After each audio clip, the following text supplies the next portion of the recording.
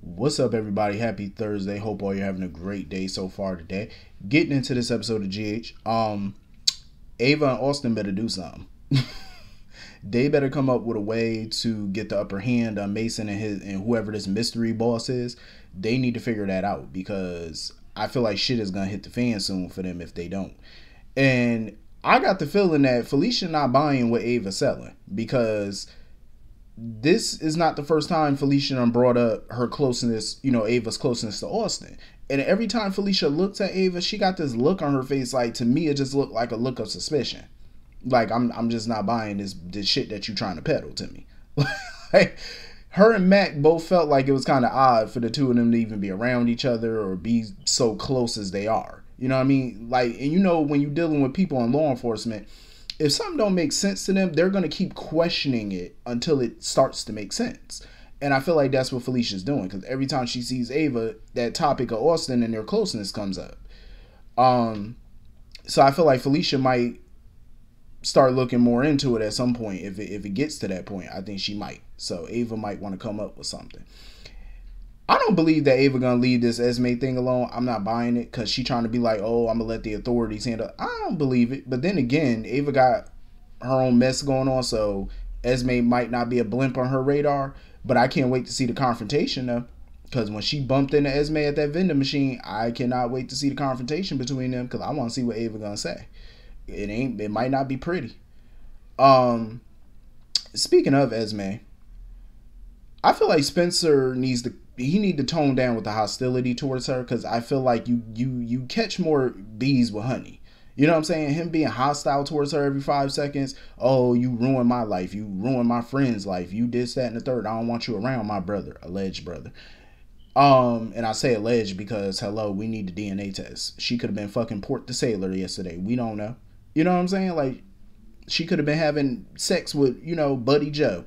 We don't know who that child really is. We don't know who that kid really belonged to. I ain't believing nothing until I see Dana. When I see Dana and Dana proves that child is a Cassadine ear, then we'll move forward on that one. But until then, I ain't buying that. Because ain't no telling who she was, fucking off screen and who she got pregnant by. Ain't no telling. Ain't really no telling. And I'm surprised that they're not even asking for DNA just to confirm. Talking about custody and all that. How about we get a paternity first? How about we get that settled first before we talk about custody and child support and all this, that, and the other. But yeah, Spencer needs to tone down the hostility because if you want to take that baby from her or you want to prove that she's guilty and get the proof that you need, take a nicer approach to it. You know what I'm saying? Like, be nicer. Pretend to be. You know what I mean? Like, do some Bill Spencer shit. You see on Bold and Beautiful how Bill played the shit out of Sheila? Hello? Take that approach. It worked. It could work for Spencer. Do something to jog this girl memory or something. You know what I'm saying? So that way she'll start spilling her guts and you can record the shit or something. You know what I'm saying? Just be smart about it. Have some patience. That's the problem with Spencer. He has no patience. Like, he's a hothead, And it was kind of funny to me how he laughed at Esme when she was talking about getting a job because he offered to take care of her and the baby. And it was funny to me how he laughed at her because she wanted to get a job. I'm like, what the fuck are you laughing at, Spencer? Talking about, oh, you ain't never worked a day in your life. Sir, technically you haven't either. In that little job at Kelly's and stuff, the only reason he was doing that stuff because he ain't had no choice but to do it. He was forced basically to do it. I'm like, Spencer is the last person who should be laughing at somebody trying to get a job. I can't say I blame Esme for wanting to get a job because I'm pretty sure part of that is a part of her strategy because she doesn't want Laura and Spencer bankrolling her life. She don't want them funding her life. They'll have the control. If she gets a job and start making her own money, she'll have that financial freedom. She can get a bank account where they can't see what's coming in. They can't see what money she stacked. Cause I'm pretty sure she's going to be living with Laura rent free. So she could literally put all of her paycheck in there. You know what I'm saying? Dump every check in there every 2 weeks, every week. Dump everything in there and you can stack. You know what I mean? Like, that's a smart way to go. So for Spencer to sit there and laugh, I'm like, Spencer is the last person with his little privileged ass who should be laughing. I'm just saying. And I feel like Spencer is a fool for even trusting Victor or even trying to go in with Victor because ain't no telling what Victor going to have him doing. Victor is pretty much in the wind at this point. You know what I mean? Like, He done checked out the Metro Court, all of that. So ain't no telling what he up to and what his next move is gonna be. And whatever his next move is gonna involve Spencer. Cause that little shady little meetup that they had in the forest, he gonna have Spencer doing something rotten, something illegal or something. And Spencer need to calm that down. Cause I wouldn't trust Victor worth the shit. Not at all. I wouldn't trust him. Victor gonna have him, and he gonna have him all the way in a prison cell somewhere fucking with him and whatever plans he got. Cause Victor hot right now. Like, shit ain't looking too good. I mean, he's still one step ahead at this point, but you know, ain't no telling what his next move gonna be. Ain't no telling what everybody else's next move gonna be. But everybody better do something. Speaking of Drew. Okay, here's the thing. Here's my opinion on this.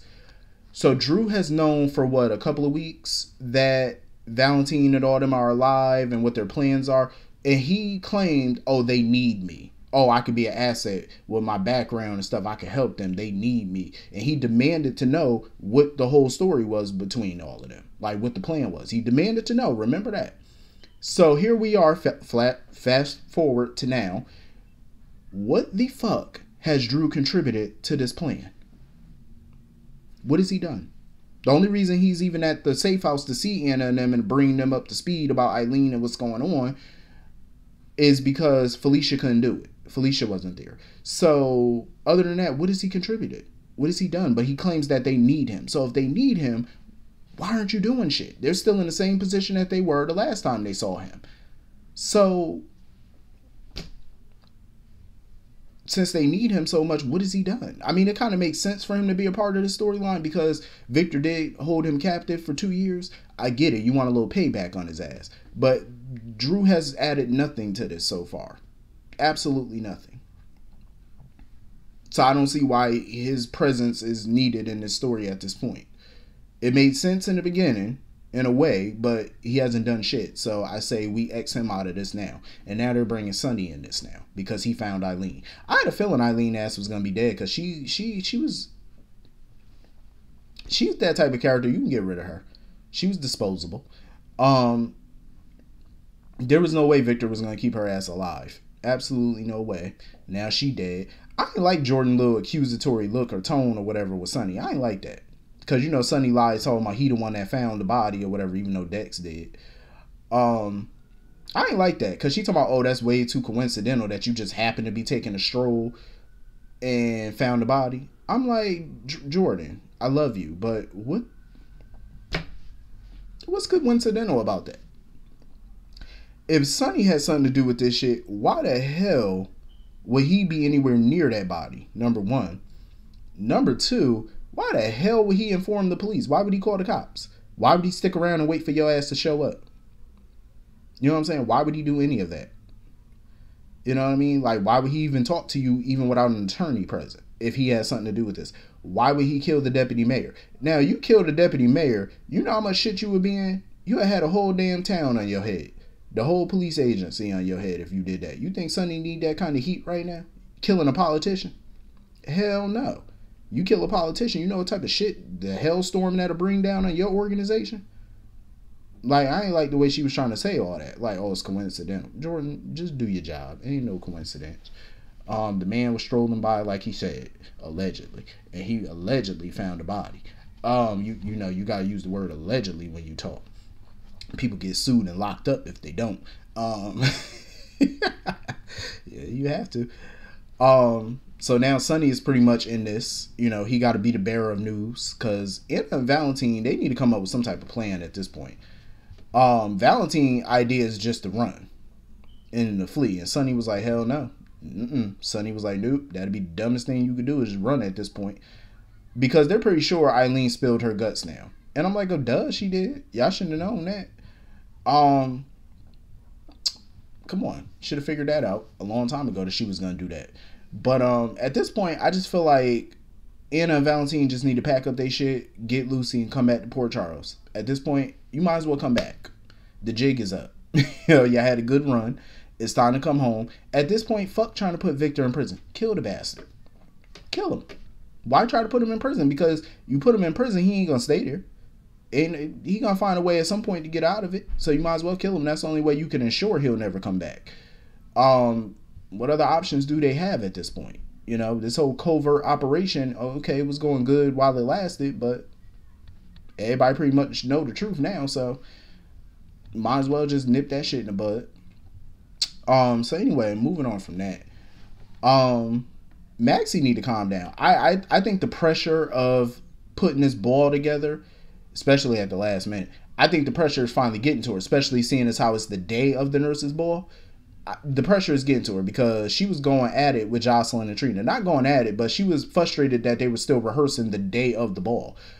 Because that to her was a sign that they weren't ready. My thing is, plenty of people rehearse the day of an event just to make sure, to ensure that it's going to go off without a hitch. They perform. So I really don't see why she was all up in arms. It's like, calm down, Maxie. Everything's going to go fine.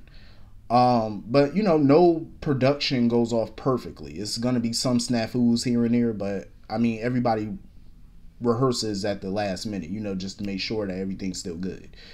So anyway, Jocelyn and Trina.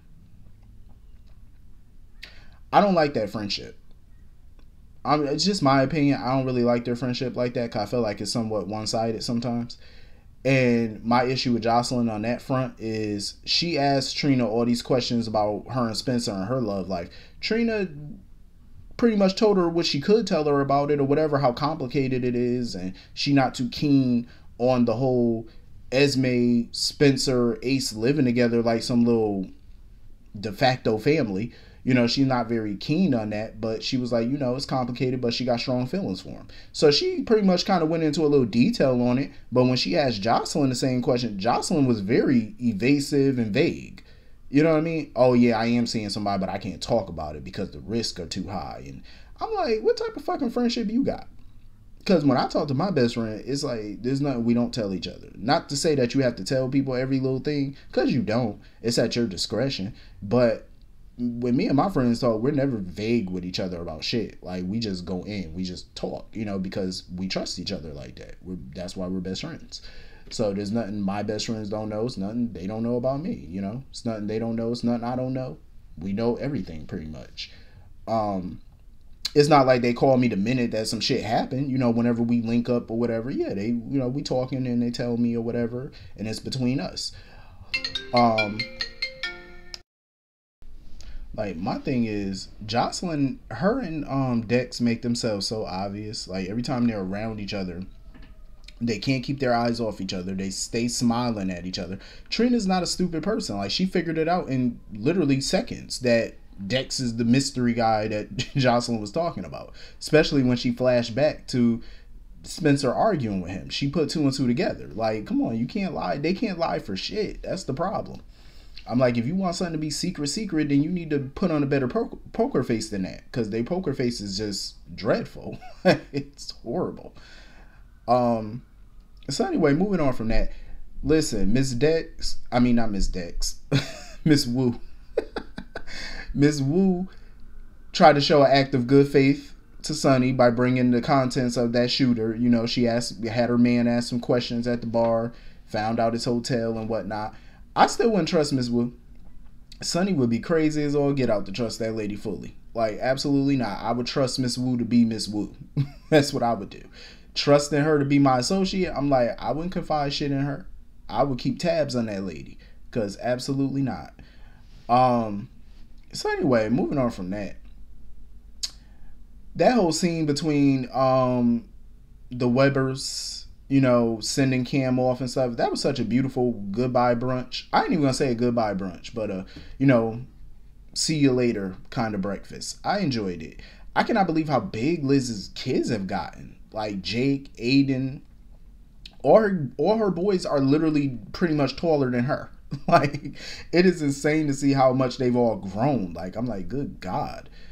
That was beautiful, and I love the card that, you know, the picture that Violet and the boys made for Cameron. That was freaking beautiful. That was beautiful. And all the group hugs and stuff, and I'm glad, you know, he got to have a hug with Laura and a chat with her before, you know, he departed. I'm proud of Cameron, and I'm glad William Lipton is going to be, you know, checking in and out of the show during the summer when he gets time off and stuff from school, which is good. Um, I'm glad too that they're tapping into Jake's artistic side because he was talking about putting in an art studio in Cameron's bedroom. I thought that was pretty dope. Um, I get it's hard for Liz to send her oldest boy off, but you know what? It's a beautiful thing at the end of the day because he's learning how to be more independent. You know, he's learning the world more. You know what I'm saying? Living on his own, living in a different state. You know what I mean? Like, I think it's good for him. I think it's good for any kid, especially at that age. You know what I mean? Learning how to do things by themselves, you know? But I love how family oriented Cameron is because he's not even worried about or nervous about him leaving because, you know, he's scared of the world or nothing. He's worried about leaving because the family he feels needs him. You know what I'm saying? His mom needs help with the boys or, you know what I mean? But you know what? I agree with Liz. It's time for him to start living his life. You know what I'm saying? Focusing on him. You know, getting his life better, making his life better, becoming a success in the world. You know what I mean? So I love those moments. You know, it was beautiful. Um, and I know Liz feels like, you know, it's hard for her to say goodbye to her son, but it's not a goodbye. It's a, I'll see you later. You know, you're throwing him out into the world, you know, letting him be more independent, letting him find out who he is as a person. You know what I'm saying? That's definitely something to be proud of. And I think he's going to do big things at that college. So yeah, I thoroughly enjoyed this episode. I thought this was pretty cool. Hit the comments, let me know what you all thought, and I will see you all later. Peace.